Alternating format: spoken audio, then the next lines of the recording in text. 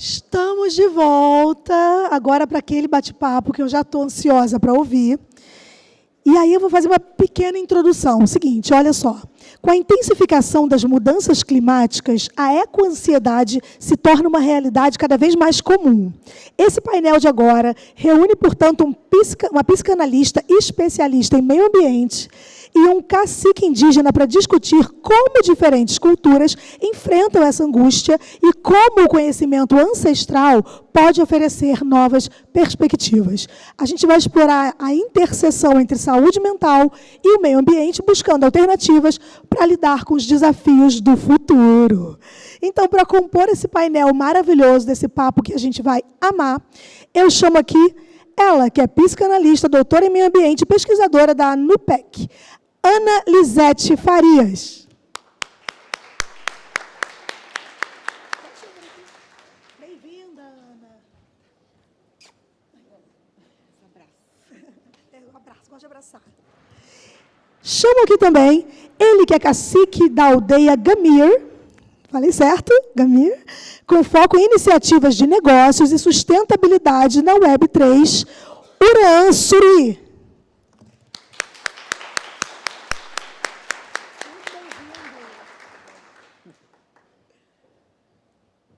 E para mediar esse papo, que vai ser muito legal, eu chamo esse maravilhosão, que é pesquisador do Lab de Tendências da Casa Firjan, o Wallace Soares.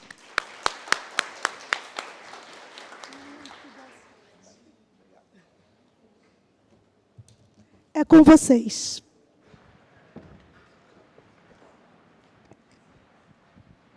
Bom, primeiramente, gostaria de dar boa tarde a todas e todos. É um prazer hoje estar aqui, uma honra, né? Estar com dois palestrantes, painelistas super recomendados, e para falar sobre um tema que é tão essencial e atual, né? Que é a ecoansiedade e outras formas de pensar o futuro.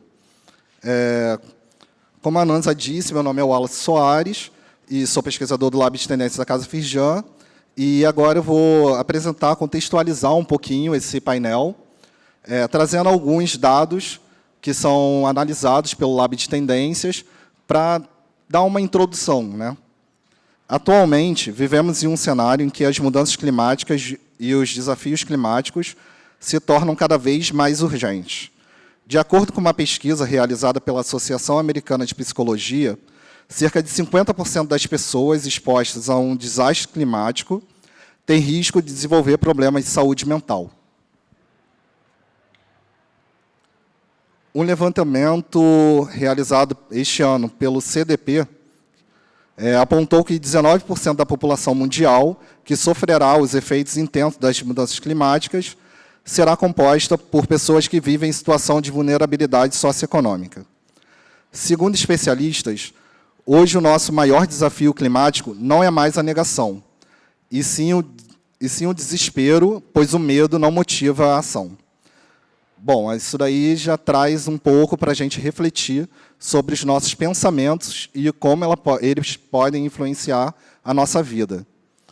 Com base nesse contexto, hoje teremos a honra de ouvir dois especialistas de perspectivas únicas. O cacique Uraã Suruí, que nos trará a visão indígena e da conexão entre a natureza e as novas tecnologias, e a Ana Lisete, psicanalista doutora em meio ambiente, que abordará os aspectos emocionais e cognitivos desse fenômeno. Bom, só lembrando que nesse painel buscaremos formas saudáveis de nos relacionarmos com o futuro e com as incertezas que ele carrega, visando encontrar caminhos que nos motivem a seguir em frente com propósito e esperança. Bom, com essa abertura, eu passo agora a voz para o Uraã, para ele fazer uma pequena introdução sobre a sua fala no painel.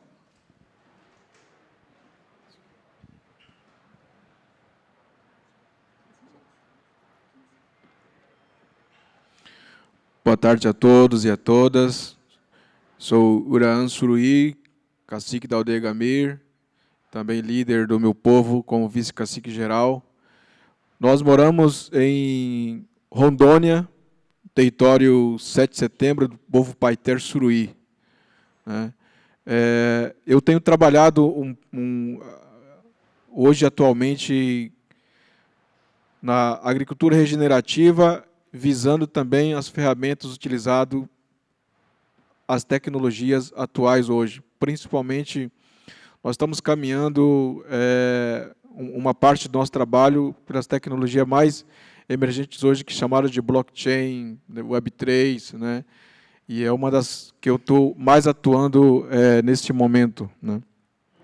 Mas antes disso, eu tenho trabalhado como professor indígena, né? Fui 7 anos professor, e logo após a sala de aula não me conseguiu segurar, né? Porque eram as várias frentes, e um grande desafio de estar ali no território indígena, ao mesmo tempo você ter todo um desafio de manter o território, de preservar o território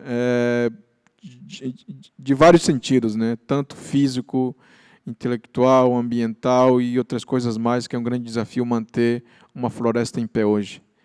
Então, é disso que eu vou falar um pouco aqui para a gente hoje, dessa experiência que eu tenho vivido no nosso território e como a tecnologia ela pode viabilizar um pouco, amenizar esses problemas, né?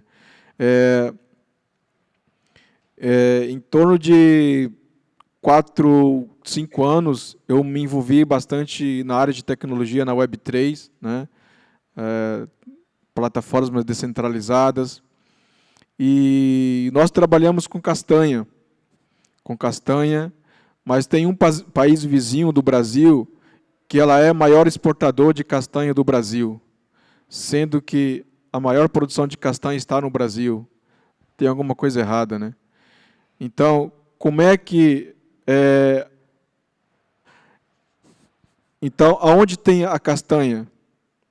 Tem nas áreas indígenas ou unidades de conservação, ou seja, na floresta. Então, aí eu pensei, nós pensamos, né? Eu liderando isso. Mas como é que o maior ativo da floresta, o Brasil está perdendo com isso, né? Então, os povos indígenas, povos originários, eles estão sendo mão de obra barata para algum país vizinho. E o Brasil não ganha com isso.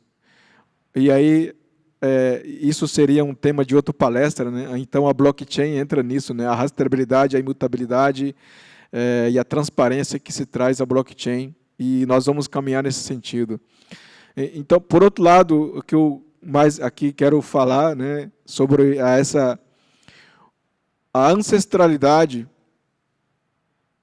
O ser humano perdeu a sua origem ao longo do tempo e vai perder muito mais ainda. Da onde eu vim, quem eu sou, para onde vou. E a natureza nunca vai perder essa natureza, essa essência dela. Mas a partir do momento que o ser humano vai vivendo em sociedade com outros povos, essa inter-relação, ela pode acabar perdendo a sua ancestralidade. Se ela não tiver ligado à sua ancestralidade, se ela não carrega esse valor dentro de si, um outro valor de uma outra sociedade, ou talvez da própria natureza, não tem mais valor para um ser humano se ela está caminhando sem uma direção. Mas o mundo que vivemos hoje nos traz ainda uma grande esperança. A visão nossa, ela é como se fosse um cone, né? Uma luz assim. Nós precisamos perceber, entender essa relação, que várias sociedades precisam de um diálogo para alcançar um futuro mais desejável e mais justo possível. Aí eu não estou falando de Brasil, eu estou falando do mundo como um todo, dos países. Se os países, se as grandes nações não encontrarem uma maneira de viver em harmonia com a natureza, pode ser o maior país desenvolvido ou a maior potência. Se a natureza não conseguir se interagir com o ser humano, toda a sociedade, toda a raça humana, ela pode ser extinta. Mas a natureza ela vai continuar. Então, qual que é o grande desafio da humanidade hoje? Tem um cone olhando para o futuro, que ainda há de vir, mas as ideias, o propósito de vida, os objetivos de cada sociedade, ela não encontrou em diálogo ainda para, em conjunto, encontrar o caminho mais desejáveis possível para o futuro. Esse é o grande desafio da humanidade. Esse é o grande desafio da humanidade. Então, quem pode fazer essa diferença? São as pessoas comuns, as pessoas que trabalham, as pessoas que desenvolvem algum tipo de projeto e que têm força política no mundo, ganhar essa força política, porque a gente entende que os países estão interessados em defender seus próprios países, mas como ser humano, uma visão de médio a longo prazo, todos nós temos o mesmo fim, mas esse final, ou talvez essa continuidade, ela pode ser bom ou ruim. Cabe aos seres humanos encontrar um futuro mais desejável possível. Então, essa relação com a natureza, ela é super importante nesse sentido. É ouvir a natureza. Talvez a gente nem pensou uma vez com a gente, se a natureza falasse com a gente, nesse momento, qual seria a sua pergunta? Se você tivesse a oportunidade de perguntar para a própria natureza, qual seria a sua pergunta para ela? Sei. Talvez eu, particularmente, eu queria ouvir dela, ela me dizer qual será o futuro da humanidade. Às vezes as pessoas falam, a natureza está se vingando, a natureza, grandes catástrofes estão acontecendo, e a natureza está se vingando. A natureza é um grande corpo. Quando a gente se machuca, a nossa pele se auto-regenera, se cicatriza aos poucos. A natureza é um grande corpo. Quando o ser humano ou algo machuca ela apenas está se regenerando automaticamente. Ela está se regenerando, se cicatrizando. Então, aquelas mudanças que ela faz é o curso natural dela. E a gente que não entende ela, pensa que ela está se vingando. Ela está só movimentando a sua estrutura onde alguém manipulou, onde alguém desconcertou o estado natural dela. Então, é nesse sentido que o ser humano precisa entender como é que o futuro tem que ser construído com a natureza. Então, uma das coisas que pode contribuir muito com isso é o próprio uso da tecnologia. Nós temos a nossa terra lá, eu falo sem medo de falar, né, porque é um problema existente. Nós temos garimpo ilegal no nosso território, né? Então, nós sofremos com isso. Se nós não organizarmos para evitar isso, o próprio Estado não consegue, né? Deveria fazer isso, mas nós não conseguimos fazer. Vamos supor que aquele território indígena todo é tomado pela devastação e exploração do subsolo. Aquilo vai contribuir de alguma maneira para mudanças climáticas. Essas mudanças climáticas que o mundo vem falando hoje é apenas o resultado mostrado pela própria natureza desse movimento do curso natural dela, de ela tentar se auto-regenerar, é que faz essas mudanças, esses balanços aí no planeta. É isso que nós precisamos entender, qual que é a mensagem que a natureza está falando com a gente. É essa conexão que talvez o ser humano perdeu com a natureza E nós precisamos reavivar isso dentro da gente e entender melhor qual que é a natureza humana, qual que é a relação com a natureza. Quando a gente não consegue entender isso, o nosso futuro talvez é muito ilustrado pelos grandes filmes, né? Aqueles filmes catastróficos, né? Parece que aquilo é o fim da humanidade, né? Sempre está caminhando naquela direção. Mas qual é dentro de vocês um futuro mais desejável possível, justo, com a humanidade e com a natureza que vocês pensam, sem a gente ver aqueles futuros que o cinema mostra para a gente, mas dentro de você, qual é essa reflexão? Então, cabe a gente colocar essa reflexão dentro dos nossos corações e cada um se torna aí agente de mudança, cada um se torna um átomo que pode fazer diferença no planeta como um todo. Iniciando dentro de você, na sua casa, na sua comunidade, na sua cidade, no seu país, uma contribuição vai gerando para a humanidade como um todo. É esse caminho que os países, que as sociedades organizadas, que as famílias precisam desenvolver daqui em diante para nós termos um futuro mais desejável possível e justo, socialmente, ambientalmente, economicamente, sobre a nossa sociobiodiversidade. Então, essa mensagem que eu queria trazer para a gente refletir e pensar essa outra fala que a doutora Ana vai trazer para a gente sobre essa eco-ansiedade, né?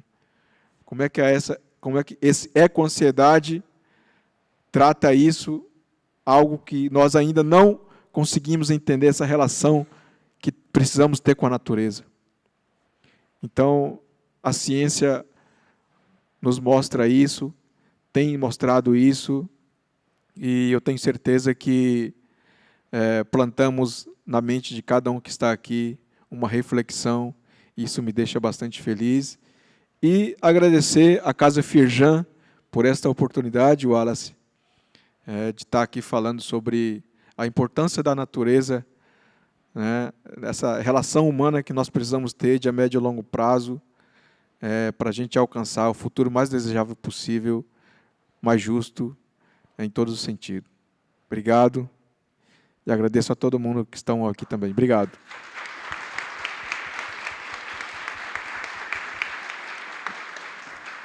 Bom, essa fala do Uraã, acho que já deu um pouquinho aí de spoiler do que a gente pode esperar desse painel, né? Bom, agora eu vou passar a fala para a Ana Lisete, que está aqui do meu lado, para ela fazer também a apresentação inicial dela. Bom, em primeiro lugar, muito obrigado. É uma honra estar com vocês aqui, né? Uma honra poder conhecer o Uraã, o Wallace, né? E esse convite da Casa Firjan também é uma oportunidade riquíssima da gente começar a falar um pouco mais sobre questões, às vezes, que têm uma linguagem de difícil acesso ao cidadão comum, né? Coisas que a gente sente e a gente não consegue achar palavras sobre isso. Então, muito obrigada por esse convite, é uma honra poder estar aqui e poder depois ouvir perguntas, né, sobre isso que a gente está vivendo agora. Cadê aquele meu? Eu tenho um lado meio de professora, então eu preparei algumas coisas para a gente conversar. Bom, quando eu comecei a estudar essa relação entre meio ambiente, eu sou psicanalista, né, então eu sigo uma tradição freudiana, né, uma linha clássica da psicanálise. Quando eu comecei a estudar isso foi em 2016. E eu até estava comentando com o Wallace, né, dizendo assim, eu vou fazer uma tese de doutorado sobre isso vai ficar na gaveta, porque uso termos profundos da psicanálise, quem vai se interessar por isso? E aí, mas fui construindo. Em 2020, quando eu defendi meu doutorado, uma semana depois, nos tornamos confinados. A morte dentro de casa. E que, para a maioria dos cidadãos leigos no planeta inteiro, causou um estranhamento, um adoecimento psíquico, porque não sabia do que se tratava aquilo, mas, para quem trabalhava com a área ambiental, né, que é o meu caso também, tenho uma formação extensa na área ambiental, a gente sabia que aquilo era tipo uma tragédia anunciada, e que sabemos que a pandemia do coronavírus ela tem a sua origem nas questões ambientais de degradação do planeta. Bom, tudo bem, daí a gente vai superar a pandemia e, de repente, a gente começa, então, com esse aumento das catástrofes ambientais, e esse termo, eco-ansiedade, passa a dominar as notícias, né? Eco-ansiedade ou ansiedade climática, né, como muitos se referem, começa a dominar as notícias e a gente vai sendo, então, interrogado sobre o que é isso que está acontecendo. Qual que é o objetivo da gente pensar, de eu pensar nessa articulação entre meio ambiente e psicanálise, né? Porque a nossa subjetividade porque até então, até esses grandes eventos catastróficos, né, a gente não tinha pensado em trazer a nossa subjetividade, as nossas emoções para as questões ambientais. Eu trabalhei durante muitos anos com relatórios ambientais, relatórios de impacto, e a gente sempre olhou as paisagens. Se existiam comunidades, povos originários, quilombolas, ribeirinhos, o que era usual era transferir essas pessoas para um outro lugar. E ninguém se questionava sobre o impacto psíquico, a dimensão do sofrimento que isso causava nas pessoas. Então, isso é o novo. Isso é novo. Isso a gente ainda não sabe como mensurar, como lidar com isso. Então, o que eu quero mostrar para vocês? Que isso também não é novo. Que é novo, mas não é novo. É novo a gente falar disso, mas isso é algo que se repete na nossa história. Então, vamos começar lá passar. 1919, a gripe espanhola marca cerca de 50 milhões, mata cerca de 50 milhões de pessoas no mundo, né? Condições sanitárias, desemprego. O que isso nos lembra? 2020. Né? Mas a gente não traz isso da história, a gente não lembra. E a gente viveu essa pandemia como se ela fosse algo novo. 1956. Eu estou tentando mostrar para vocês, de uma maneira muito breve, essa repetição de acontecimentos catastróficos ao longo da história, né, que nos mostram que há algo aí que precisa ser interrogado. 1956, Baía de Minamata, né, morte de 900 pessoas por contaminação de mercúrio. Acredito que uma grande maioria de vocês já deve ter ouvido falar disso também. Durante 30 anos, uma empresa despeja nessa baía resíduos de mercúrio e que só vão ser percebidos em 1956, quando começa uma grande mortandade de animais e alterações de deformações nas pessoas. 1966, na Inglaterra, inclusive isso aparece naquela série The Crown, que foi onde eu assisti, onde a Elizabeth vai num pequeno vilarejo que explorava há décadas carvão, e por um excesso de chuvas, Então, percebam como essas variáveis, essas variáveis, essas perspectivas, elas são repetitivas ao longo do tempo. Uma grande exploração de carvão, sem condicionamento, com excesso de chuvas, ocorre um desmoronamento, onde morrem mais de 100 crianças, porque atinge preferencialmente uma escola. 1967, esse relatório Figueiredo, ele foi encomendado, isso aqui no Brasil, ele foi encomendado pelo Ministério Público para entender o que estava acontecendo na FUNAI. Essa é uma das partes da nossa história mais tristes. Na palestra de ontem do Fábio, ele falou, né, que ele tinha vivido sobre a questão, Fábio Scarano, está aqui, ele tinha vivido sobre a época da ditadura, que a gente tem um apagamento da nossa memória. Esse relatório mostra o que se faziam com os povos indígenas. Uma crueldade sem fim. Então, hoje, quando a gente se espanta com a crueldade da tragédia dos Yanomamis, quando a gente se espanta com o que está acontecendo com os Guarani Kaiowá, né, não é de hoje. Isso acontece. Há uma violência estrutural que se repete no país. Aqui também, dizendo o tratamento que era dispensado às mulheres, às gestantes indígenas. A Amazônia nunca foi preservada. Ela era considerada o diabo verde. Ela deveria ser desmatada, ela deveria ser domesticada. Então, hoje, como que vamos salvar a grande floresta se a gente ainda tem resquícios disso dentro de um conceito de desenvolvimento que tolera a destruição da nossa maior floresta, mas não apenas a maior floresta, também os seus povos que estão lá dentro.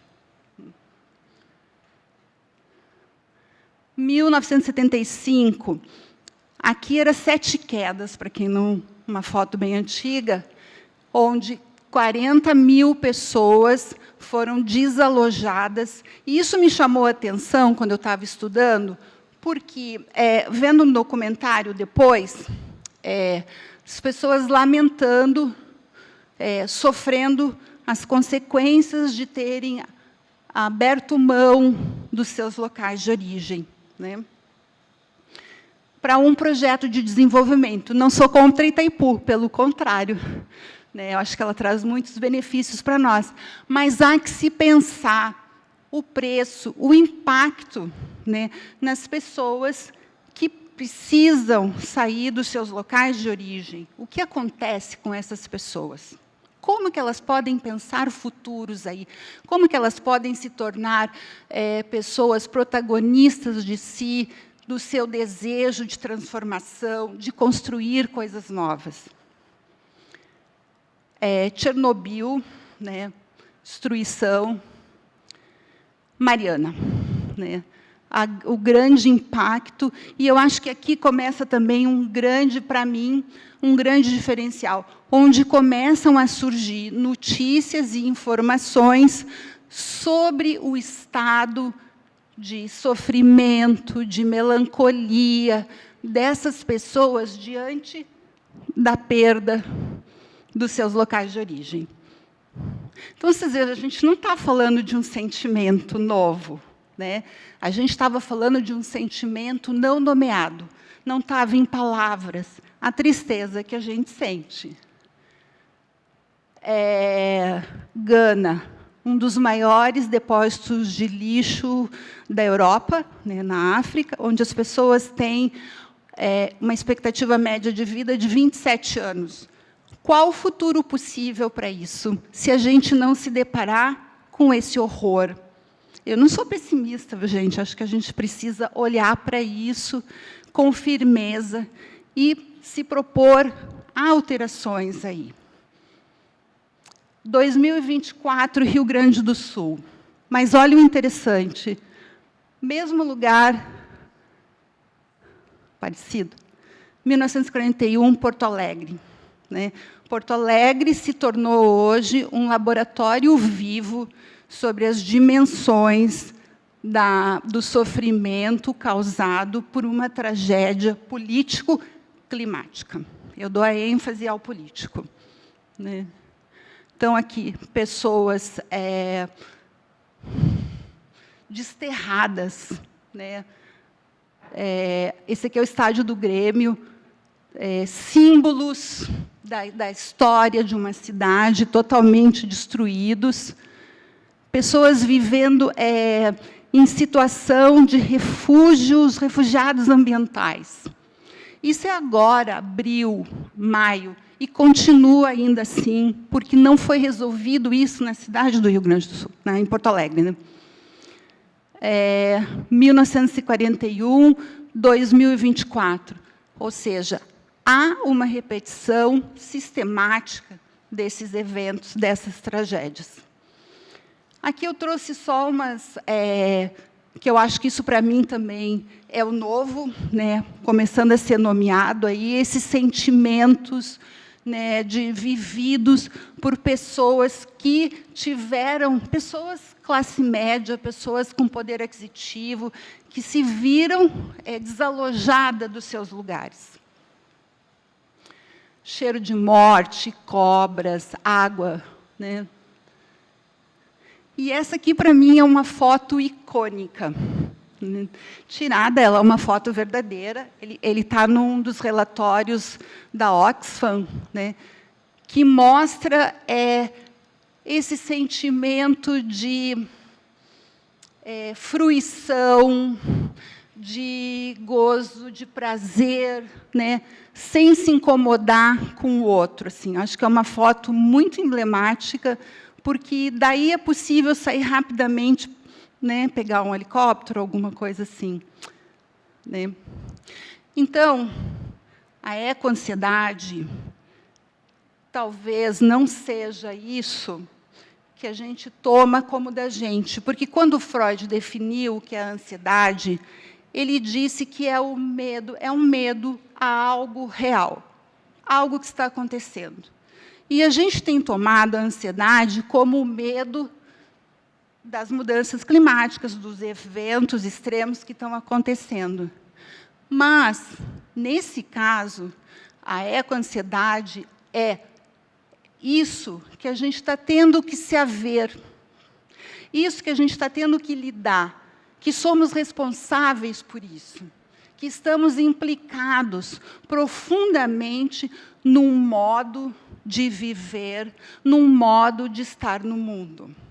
E que, né, o mundo não é apenas a ecologia, mas a sua complexidade, com as nossas emoções, com os nossos medos, com o nosso desejo de querer mais, sempre mais. Não há limite para o que a gente quer. E isso está nos levando à destruição. Então, é muito importante que a gente possa pensar esse sentimento novo, isso não como algo que diz respeito às nossas questões pessoais, mas sim como isso. Está na hora da gente se haver com isso e pensar um outro jeito da gente estar aqui. O tempo urge. Né? Estou no fim já. O tempo urge, o planeta pede ajuda e a gente se tornou senhor, servo. Nós nos tornamos servos de uma vida digital.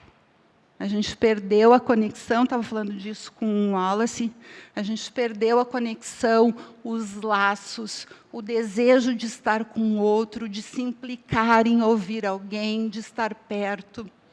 Então, o tempo nos escapa pelas mãos.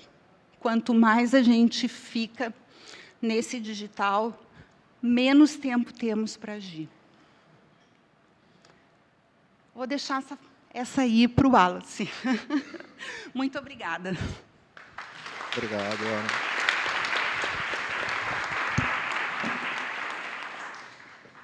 Obrigado, Ana. Foi incrível também essa apresentação. E agora eu vou começar, agora sim, vamos começar o debate, né? A primeira pergunta eu vou fazer para o Uraan.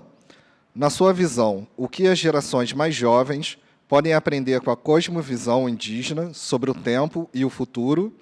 E essa perspectiva pode ser uma forma de aliviar a ansiedade?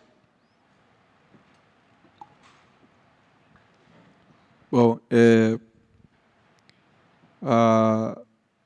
a ancestralidade vivida pelos povos originários, ela ainda tem uma relação muito próxima com a natureza ainda, né?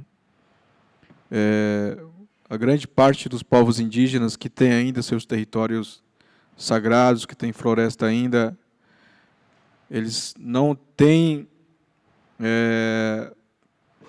um outro lugar que eles pensam viver além da floresta, porque a floresta dá medicina, a floresta dá alimento, a floresta dá bem-estar.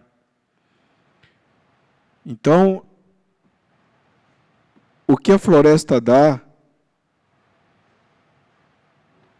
é muito mais do que apenas a vivência, é a sobrevivência, é a espiritualidade.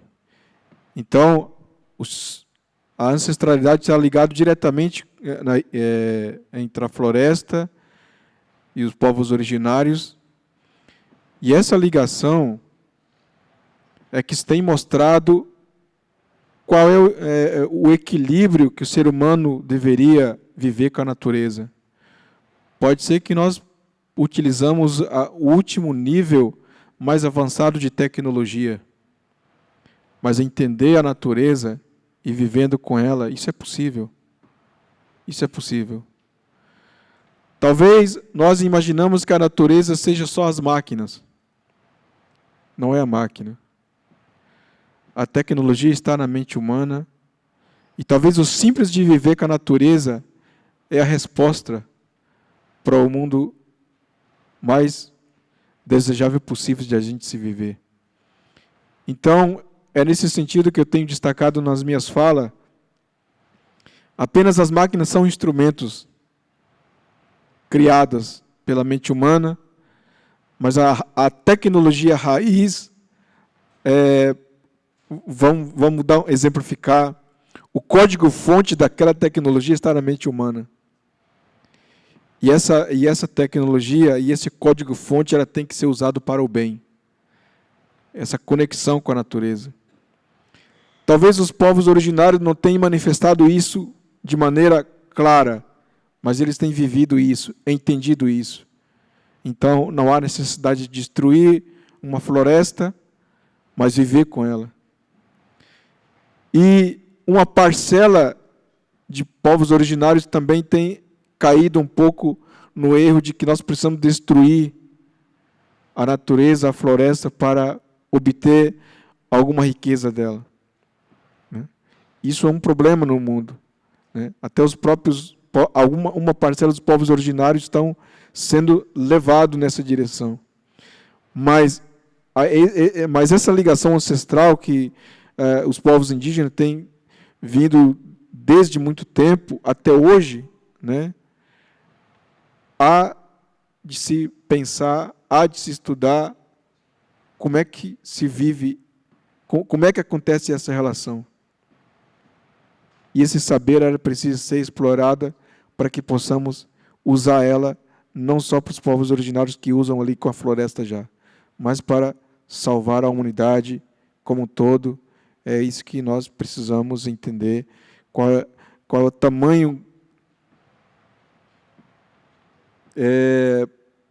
desafio que o ser humano tem hoje, independente de raça, cor, religião, não importa, porque nós estamos no planeta Terra e são essas relações de diálogo que ela precisa ser alcançada para a gente alcançar junto um futuro mais possível de se viver em conjunto.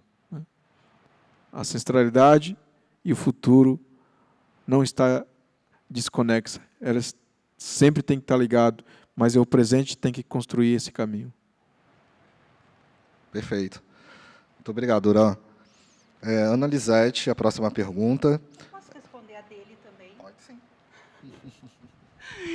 Porque eu achei tão bonito isso, que essa pergunta e essa resposta, porque o que o Uran, a pergunta, né, que me ressoa, e essa pergunta que o Wallace faz, é no sentido assim, de que a gente precisa de mais vozes falando, né? A gente vive numa homogeneização, né? Talvez a globalização aí, né,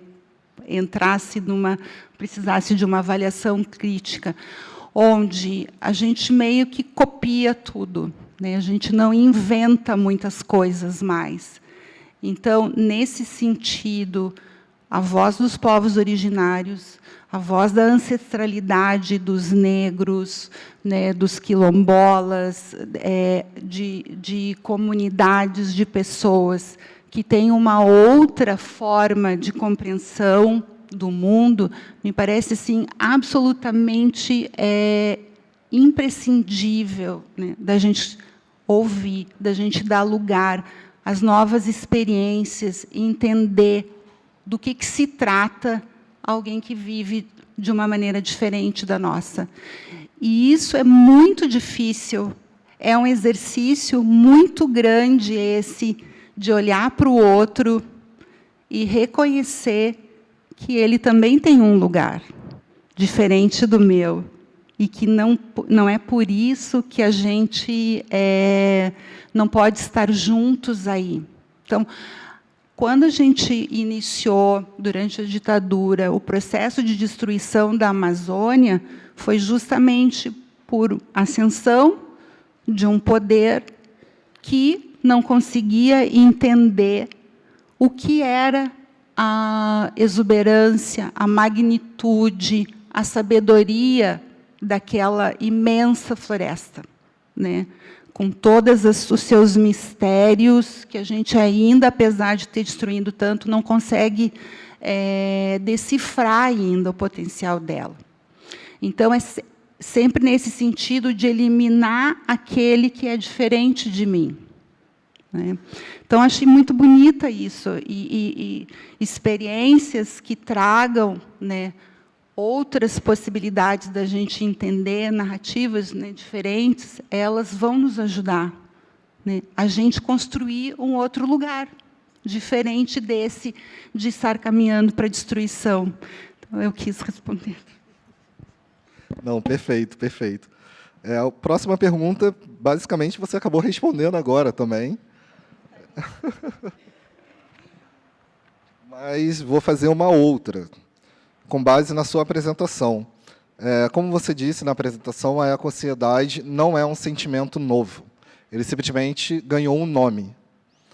E queria saber um pouquinho como você vê esse impacto na vida dos jovens, que estão crescendo agora, tendo a ecociedade, que agora realmente ganhou um nome, e qual o impacto nesse pensamento de futuro.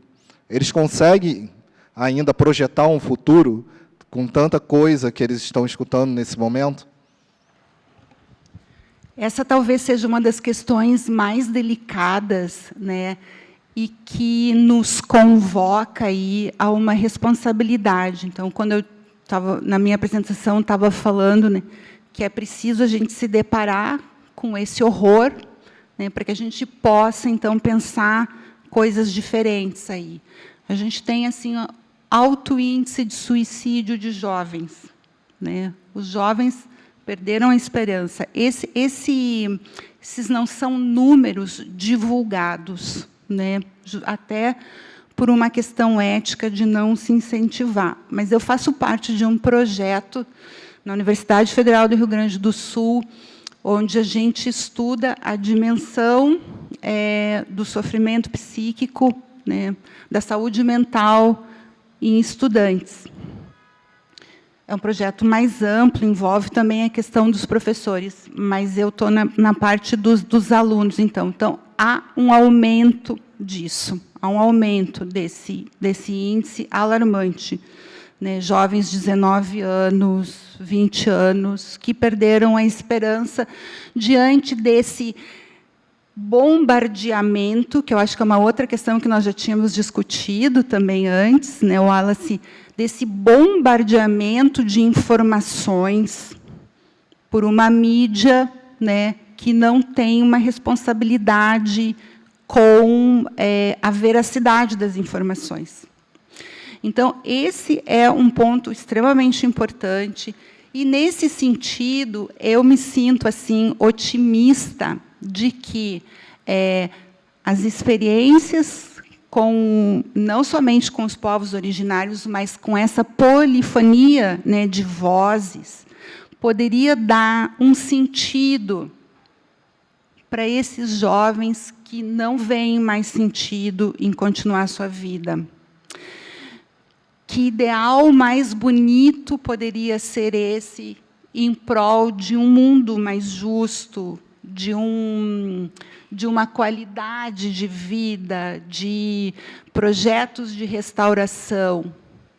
Mas essa é uma questão interessante, né? Como fazer isso. Mas penso que, sim, né, nesse sentido, a gente já tem um público-alvo para agir, né? Não, maravilha. Uraã, também gostaria de saber um pouquinho da sua opinião do papel da mídia na promoção da ecosociedade. Ultimamente, a gente vê muita coisa, eu queria saber um pouquinho sobre a sua opinião. Esse assunto tem trazido pela grande mídia. Claro que tem mídia séria, que trata isso de maneira séria, mas tem mídia que trata esse assunto de uma maneira muito especulativa, né? Então, a gente precisa filtrar qual é a mensagem, qual é a matéria, qual é o assunto desse tema que é realmente verdadeira. E eu acho que esse ponto é para a gente fundamental, até para a gente pensar o caminho a ser construído para o futuro, né? Então, eu entendo que essa vulnerabilidade de a gente aceitar qualquer informação tem colocado em risco nessa dimensão o que a gente tem falado sobre a ecoansiedade. E, como a doutora Ana falou, né, a academia ela trata isso de uma maneira bastante restrita, né?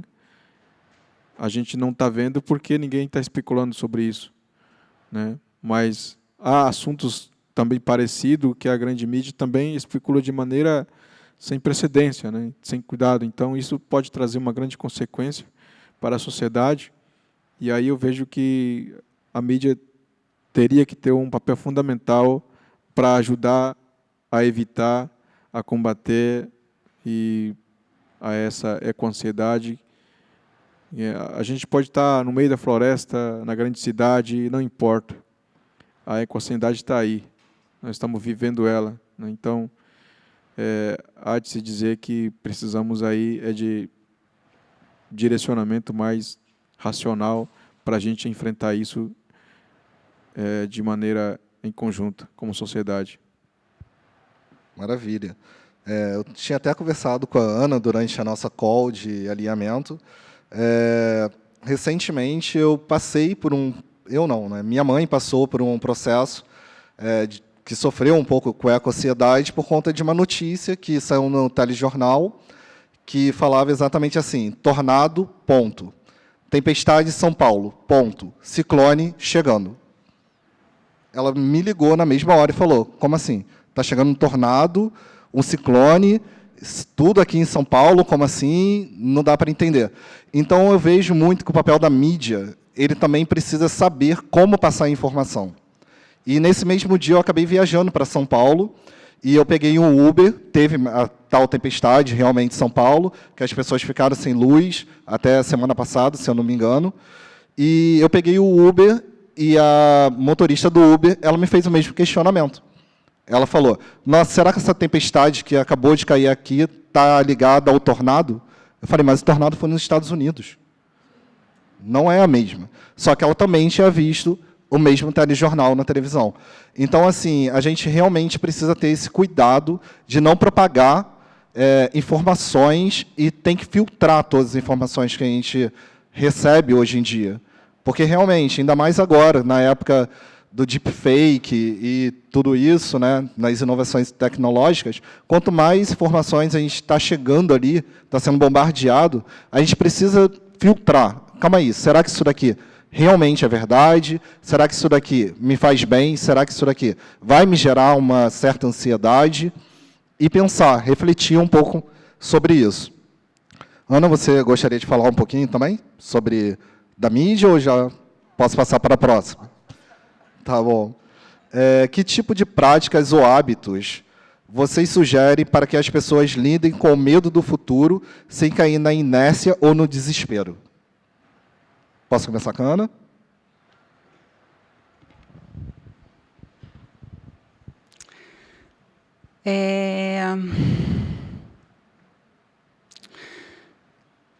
Puxa, essa é uma pergunta difícil, né? Porque assim,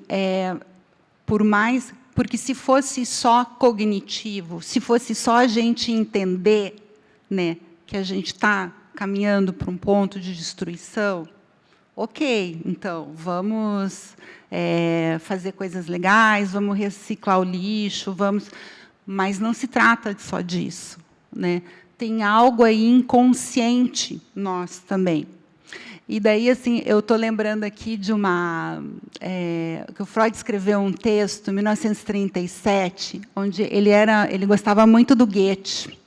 E daí ele traz um pedacinho da conversa do Fausto com o Mefistófeles, o diabo, né?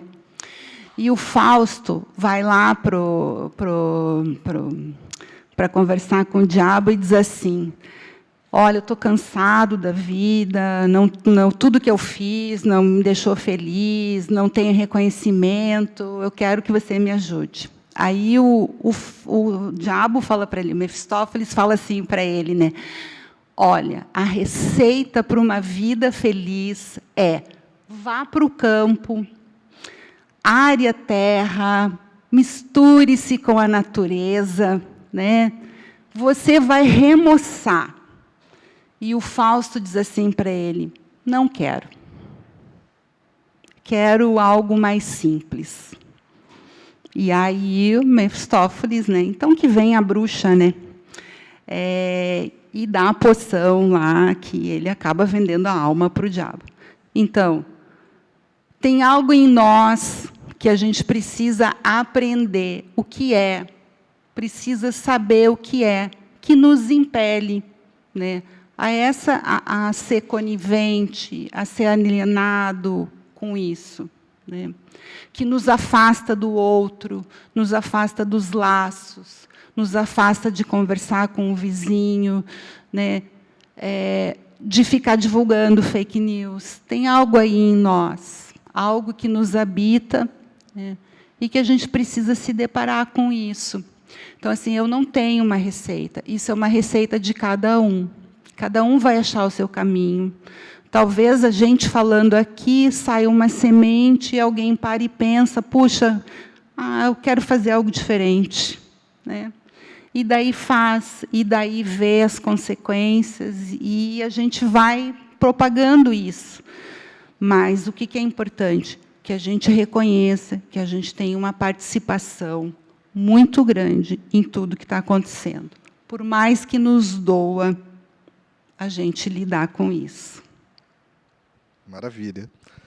E, Uran, que dica, ou hábito, ou prática você sugere para lidar com esse medo de pensar o futuro?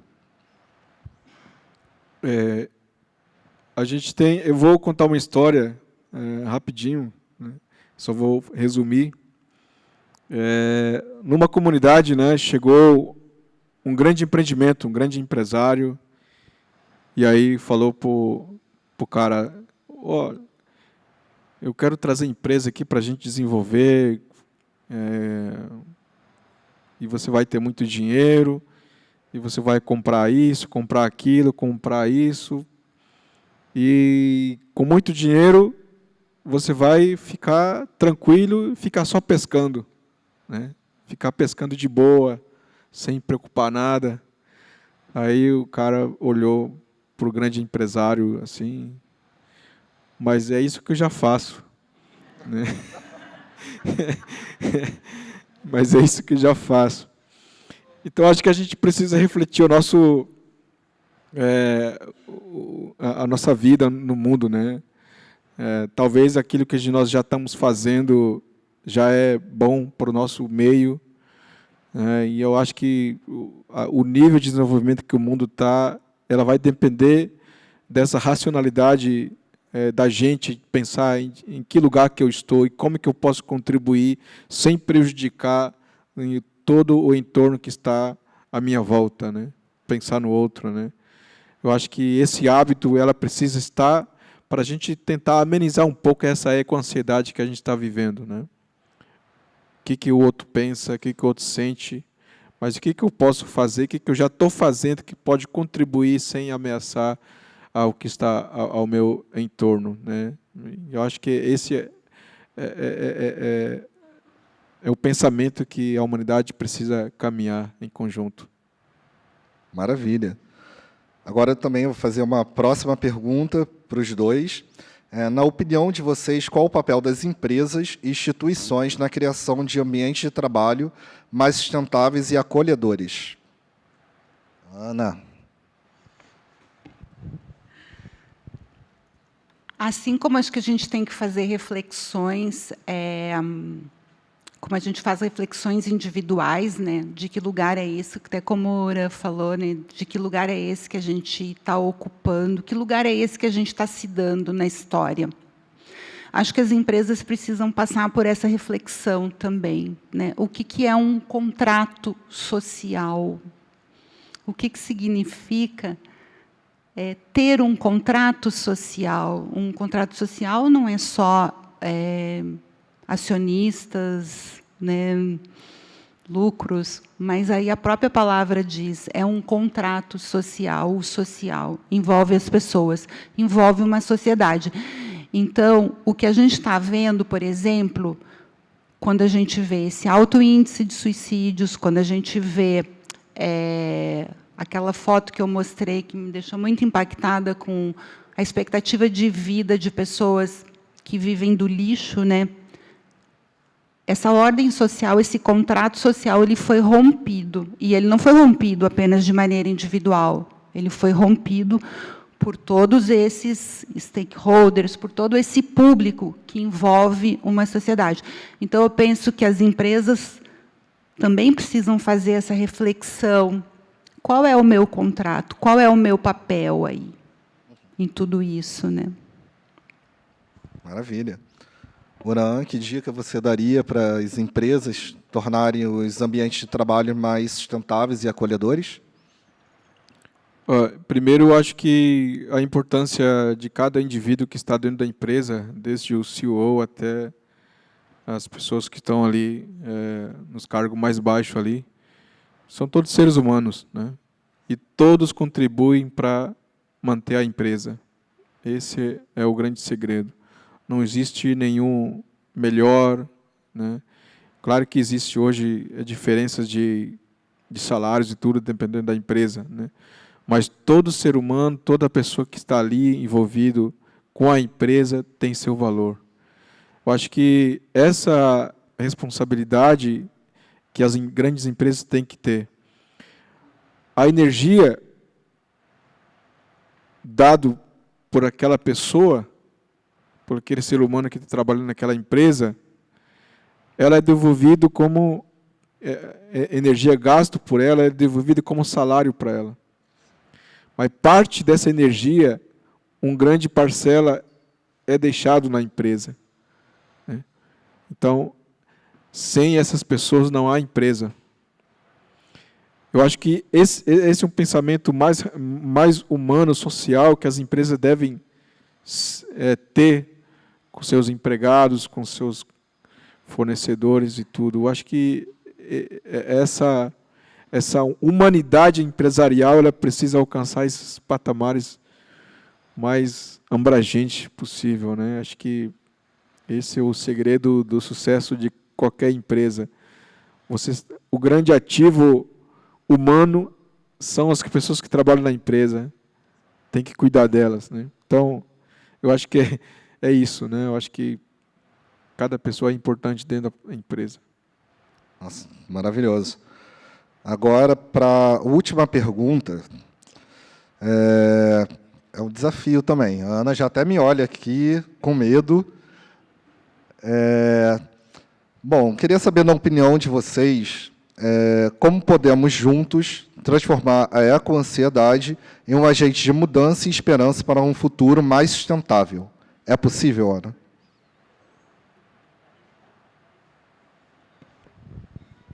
Sim, é possível, com certeza. Senão, eu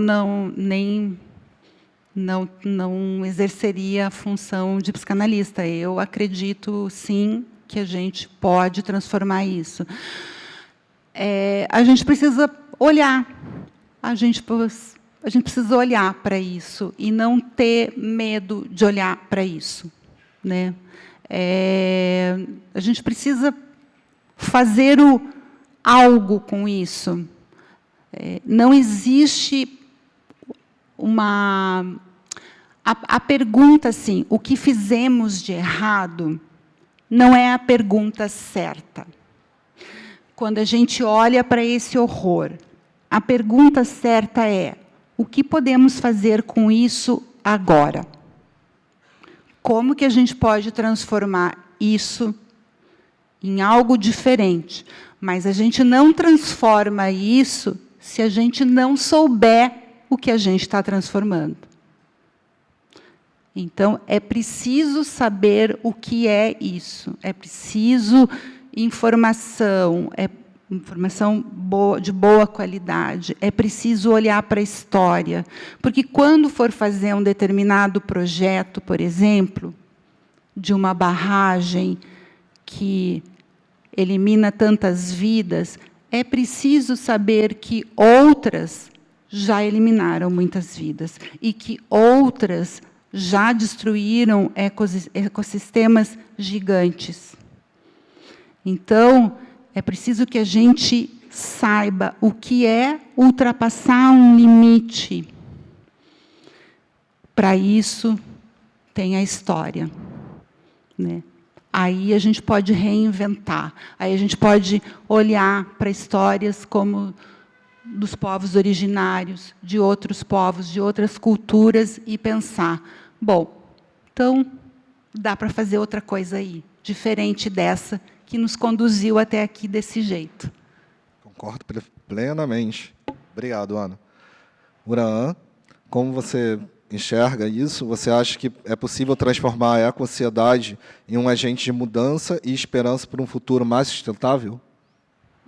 Com certeza, né? Acho que a ecoansiedade, ela nos dá uma visão de qual é o problema que nós estamos enfrentando, né? Eu acho que a partir dessa visão nós temos a possibilidade de construir um futuro mais acolhedora, né? Eu sempre tenho destacado que quanto mais vozes em conjunto construindo o futuro, o caminho para o futuro, o final ela sempre é melhor porque está incluído várias vozes, né? Várias sociedades se ouvindo ali, vários países construindo qual é o futuro da humanidade. Quanto mais as ideias, as vozes são separadas, o futuro é mais conflituoso, né? Então, acho que a ecoansiedade tem nos mostrado isso, né? Quanto mais nós tentarmos resolver o problema separadamente, vai ser um grande desafio sempre. Mas trazer esses problemas e resolver em conjunto, acho que é um futuro mais promissor que a ecoansiedade pode nos ensinar e levar essa direção para a gente caminhar nesse sentido. Maravilha. Agora vamos abrir para as perguntas. Opa! Quantas mãos? Vamos lá, o primeiro...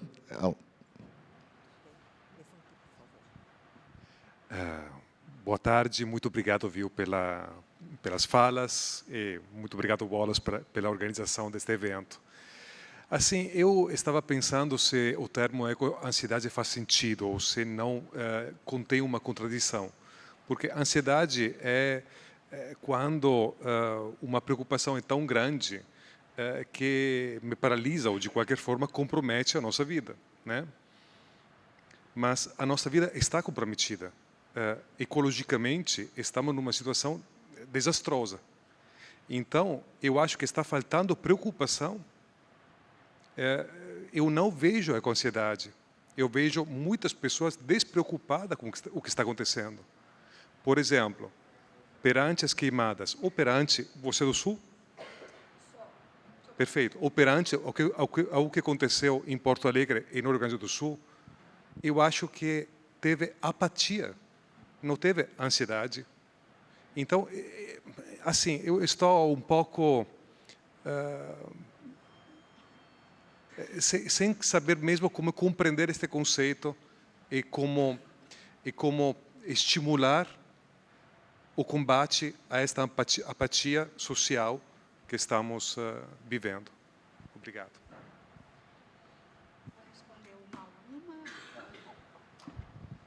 Você está super certo.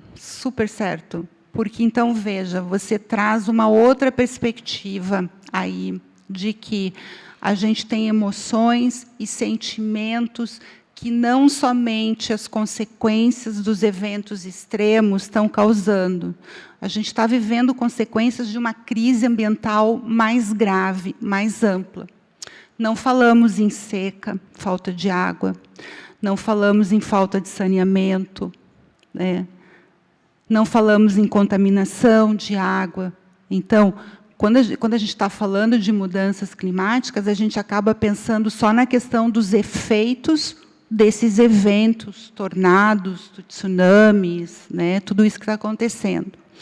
Mas a gente tem esses outros afetos que estão acontecendo. Quando alguém, por exemplo, eu vou te dar um exemplo básico de uma comunidade pesqueira no litoral do Paraná, que fazia pesca artesanal, seu barquinho, pescava, vendia na feira e tal. E, de repente, esse local é invadido por uma grande corporação que pesca de um jeito diferente, de uma maneira avassaladora, né, extrativista. O que acontece com essa pequena comunidade? Eles se retraem, eles entram num processo de melancolia, ou seja, eles ficam numa alienação, eles não conseguem lidar com a perda do seu trabalho e não conseguem reivindicar aí um lugar de novo. Bom, se tem um lugar para a grande corporação, qual é o meu lugar aí? Então, essas coisas ainda não estão sendo faladas. Quando, 6 meses após o crime de Mariana, houve um aumento do consumo de ansiolíticos em mais de 60% na região, um aumento do número de suicídios e um aumento de surtos esquizofrênicos. Isso são dados da Fiocruz. Então, tem outras coisas acontecendo, né, que essa expectativa e essa incerteza do que está acontecendo em termos de crise ambiental ainda não estão sendo ditas. Talvez eu volte daqui a 2, 3 anos e eu diga, ó, pessoal, lembra lá, eu estava falando. Mas você está super certo. A gente tem um processo de alienação, uma apatia, uma tristeza profunda, porque quem já perdeu alguém sabe disso, né? Que a gente não tem vontade de fazer nada. E, para muitos, perder o seu local de origem, perder né, uma terra, perder uma paisagem, é um processo de muita dor. Não sei se te respondi ou te interroguei mais.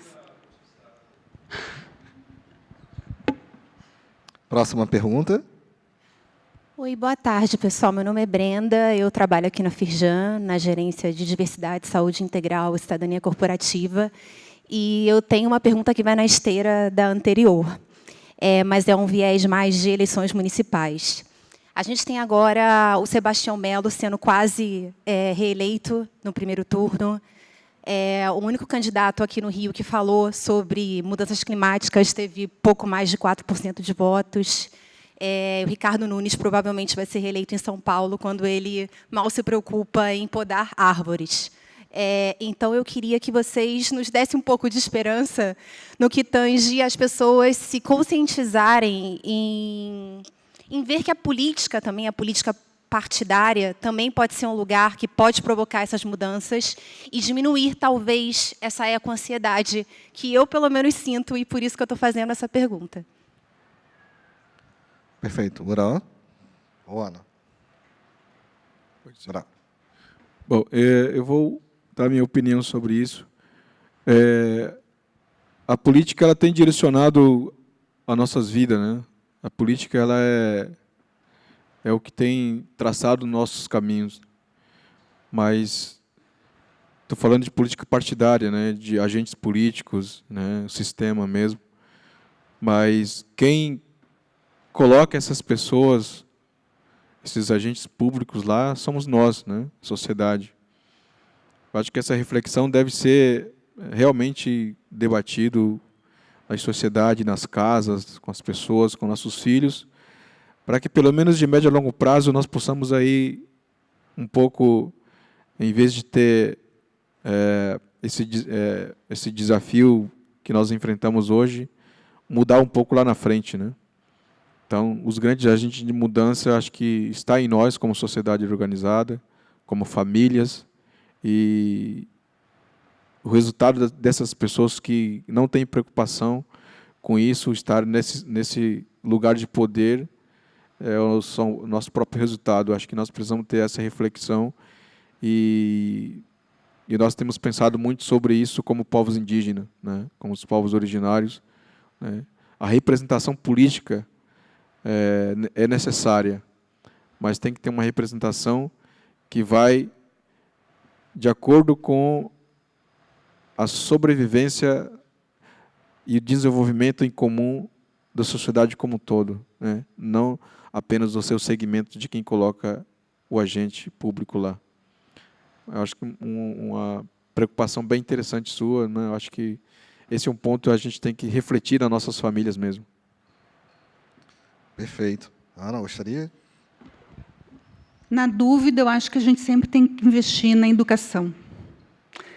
Microeducação, em lugares, né, micros, onde as pessoas possam refletir mais. Porque é muito difícil, como eu disse no início, né, são conceitos difíceis, são conceitos complexos, que a gente está falando não apenas de emoções, sentimentos, mas a gente está falando de transformações, de perdas de ecossistemas, que têm consequências na nossa vida, e a gente não sabe.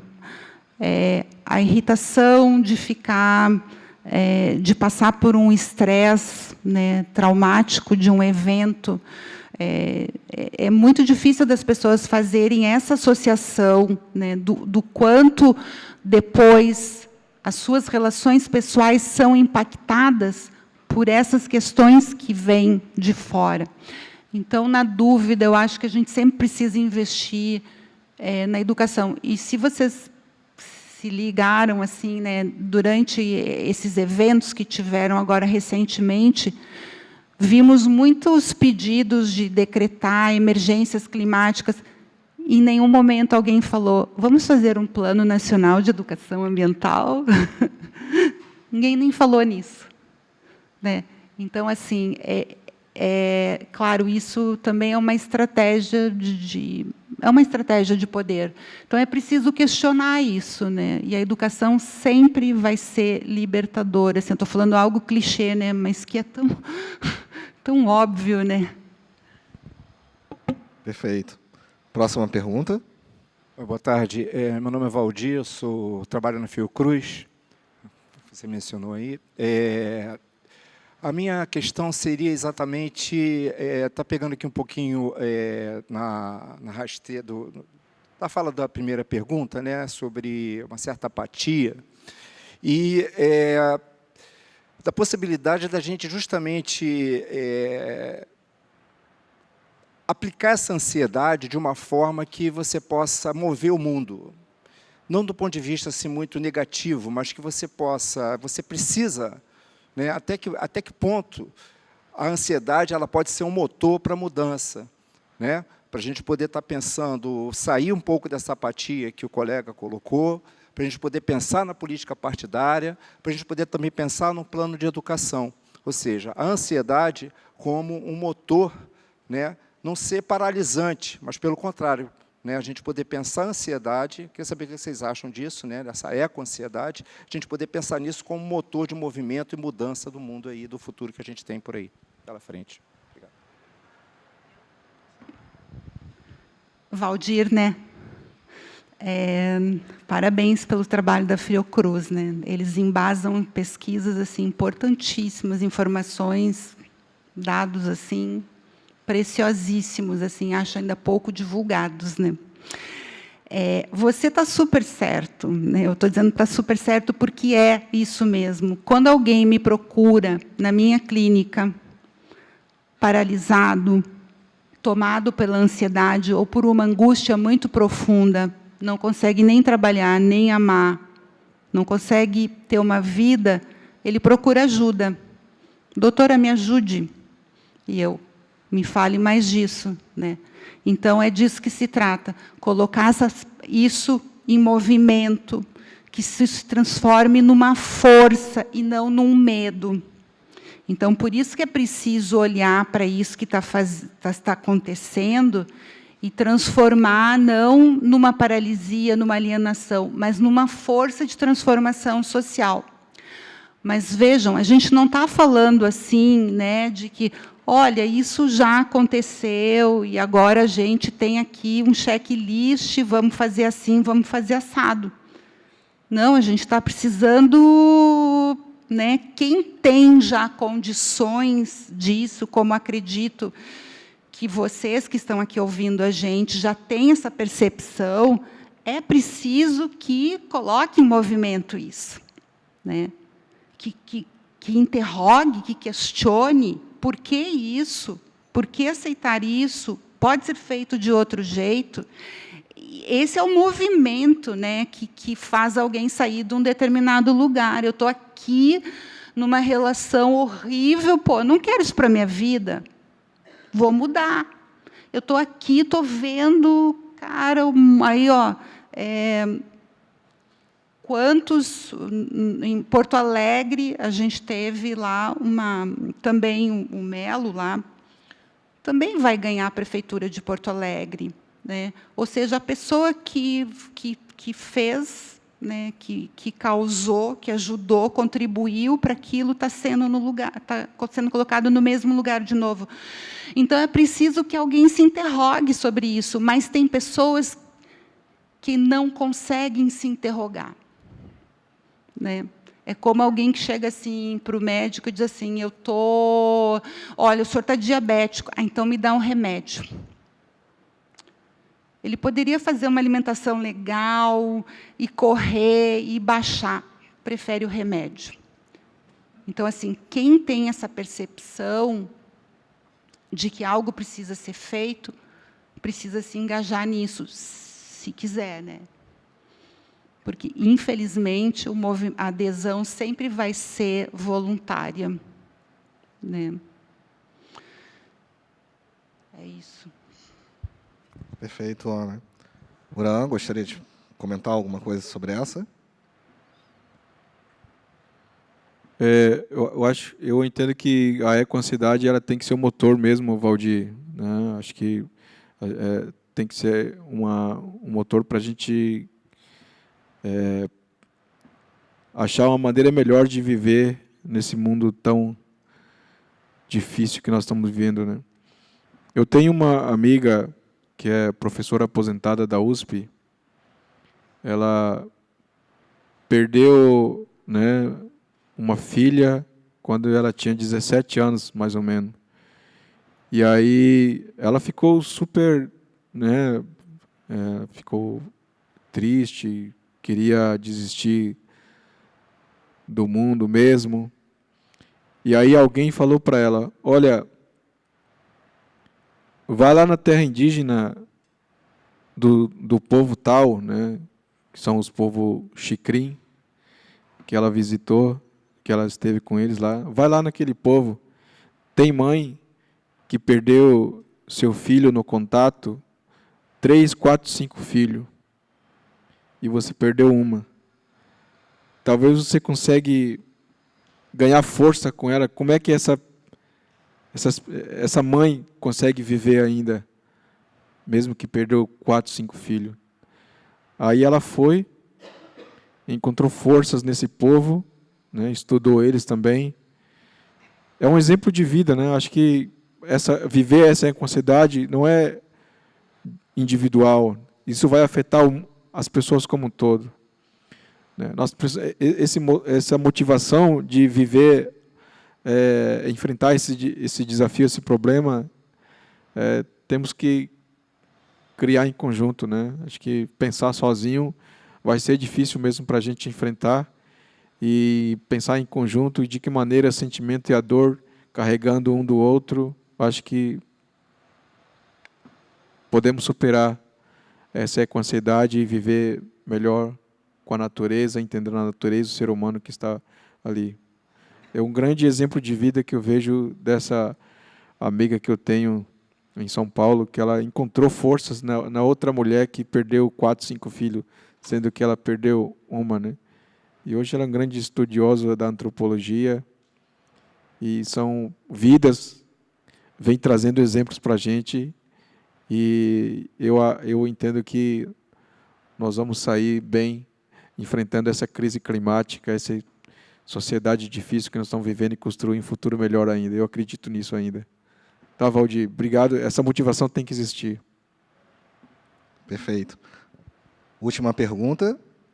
Meu nome é Ana Cláudia, boa tarde. Com relação a essa colocação mesmo que está sendo feita agora no aspecto da educação. Sou da área da educação básica, e uma das questões que a gente observa muito claramente é que existe uma desconexão muito grande entre o que se pretende, o que se coloca no papel, o que se efetivamente desenvolve na escola, né? O que a gente consegue desenvolver na escola. E é justamente essa lacuna que causa, na minha perspectiva, e especificamente para mim, uma ecoansiedade muito grande enquanto educadora desde crianças até adolescentes. Diante de todas essas pesquisas que a gente está entendendo e que está vendo que são muito profundas, e essa temática é uma temática muito cara e muito valorosa, o meu questionamento era justamente sobre esse lugar.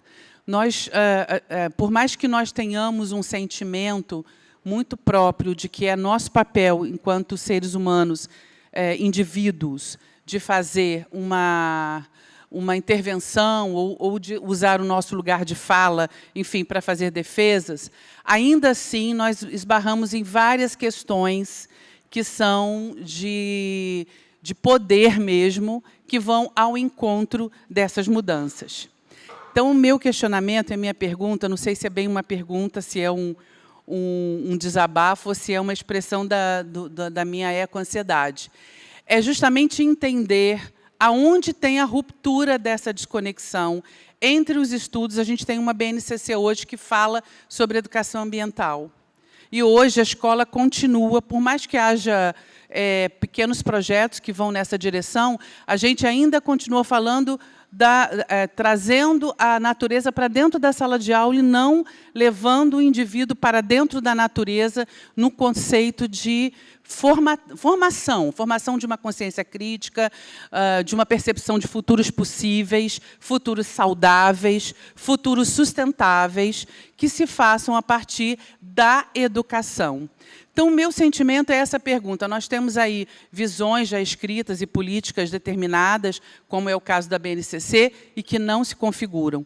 E, por outro lado, nós temos estudos muito fortes, muito consistentes, pessoas de muito renome puxando essa discussão. E por que a gente não consegue fazer essa conexão entre um Plano Nacional de Educação Ambiental e um Plano Nacional de Educação com esse olhar?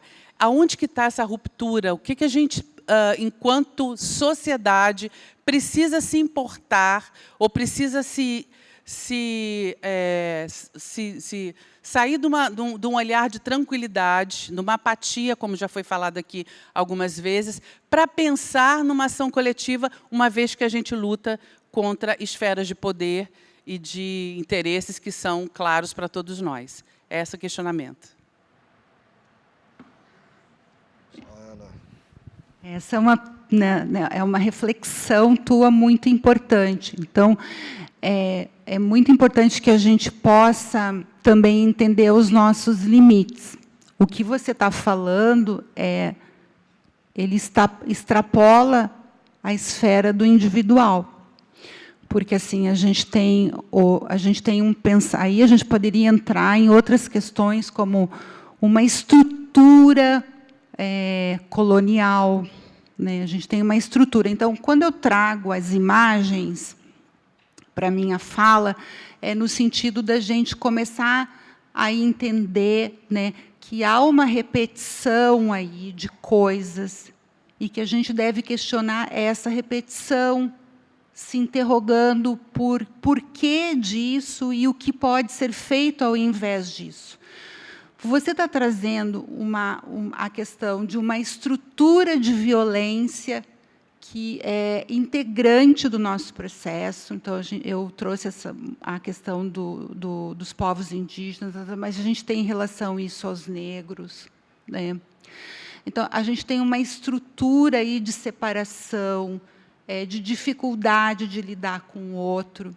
A gente tem uma retórica de um desenvolvimento que não é um desenvolvimento para todos. Então, assim, por isso que eu acho, eu penso, né, essa frase não é minha, o meio ambiente não é apenas a ecologia, é a complexidade do mundo. Essa frase é do professor Henrique Leff, né, meu amigo pessoal e um grande pesquisador da área de educação ambiental em nível mundial. A gente não pode mais olhar só para a questão ambiental em si. A gente precisa entender o que são essas estruturas de poder que fazem a manutenção, né, dessas condições de vida, mantendo as pessoas sob um trauma. Então, assim, quando a gente discute meio ambiente, tem que trazer a questão política. A gente precisa se colocar nisso, mas isso causa um desconforto pensar, como o Uran falou. Causa um desconforto porque a gente pensa nessa divisão partidária, né, nessa questão partidária, mas a política vem lá do sentido da polis, do cidadão, né, que ocupava um espaço e interrogava. Então, você está falando de estruturas mais amplas, arraigadas, né? E é preciso enfrentar esse mal-estar também. Quando eu digo assim, é preciso olhar o horror, esse é um horror, né? De olhar que há uma estrutura de poder que nos mantém numa forma de oprimidos. Então, é preciso olhar para isso também, né? É difícil? É muito difícil, né? E aí eu entendo, eu acho que você não sente nem com ansiedade, você sente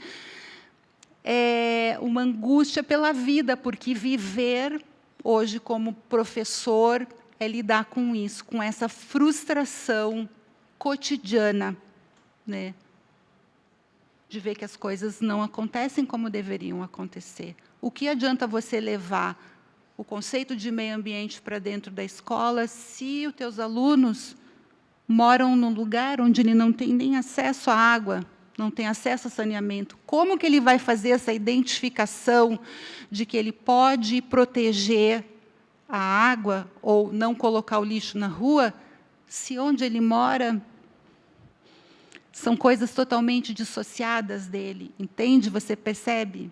É disso que você está falando.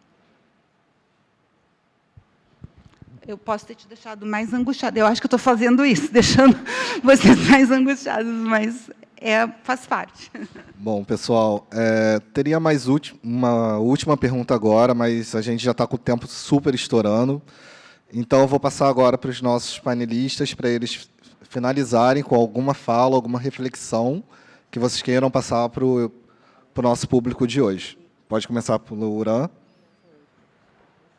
Bom, eu queria imensamente agradecer à Casa Firjan. Prazer em conhecê-lo pessoalmente, o Wallace, a professora Ana Lisete.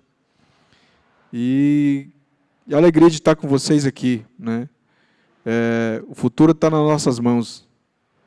O futuro é possível, sim, construir as várias mãos, os vários pensamentos, e é somente abraçar um ao outro, e parece tão simples, mas não é, né? Mas o futuro desejável, ela tem um grande leque, possibilidade de acontecer no mais legal possível, se todos os pensamentos, conexões estiverem ligados, e é fácil de construir. Mas se estiver desconexa, o futuro é conflituoso. E vamos construir um futuro melhor. Tá bom? Obrigado.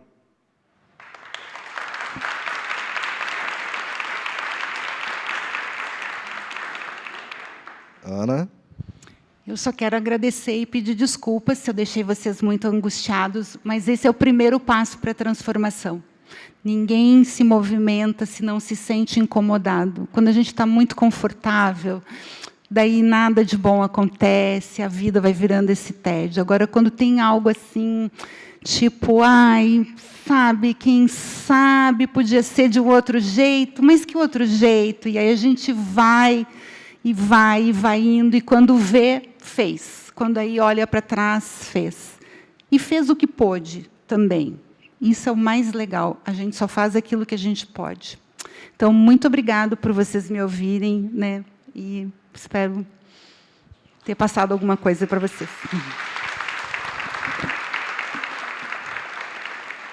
Bom, eu gostaria de encerrar esse painel, que foi super rico, com um ensinamento ancestral africano, que é o conceito de Ubuntu, que diz que eu sou porque nós somos.